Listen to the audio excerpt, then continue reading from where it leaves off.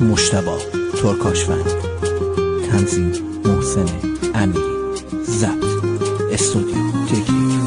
قلم نامردیه تو کرماشا نداریم، های دختر کرجی تو نتنه بذاریم. راحت نیامدی گلم که راحت بری ادلم، من درون رنده شدم اینه که شرمنده شدم. تا تو میای پیشم من از زمین کنده میشم، میام تو نبغل کنم یه دفعه شرمنده میشم. دل یکله اونم و خواهونم من خوشش میاد، گرمدم کار خدا عشق من به چشش میاد، گرمدم کار خدا عشق من به چشش میاد. تو کرجی ملکم مقابل تو فلکم، تو آدمی ها پری خیلی وقت تو شکم. آی کرجی مشری مایه نگیر سرسری، دختر تکبر نواشه به شش میگن پادری، دختر تکبر نواشه به شش میگن پادری.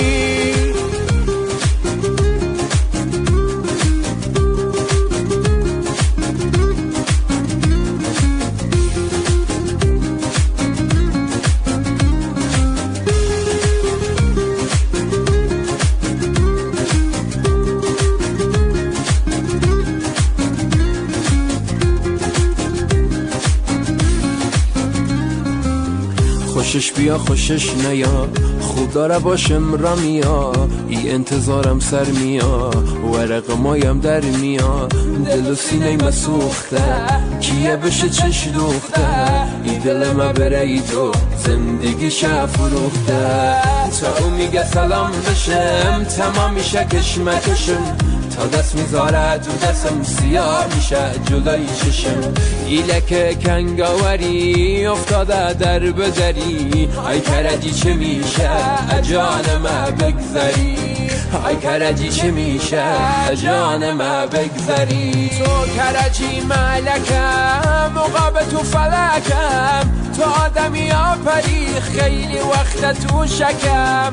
ای کرجی مشری مایه نگیر سرسری، دختر تکبر نواشه به شش میگن پادری، دختر تکبر نواشه به شش میگن پادری.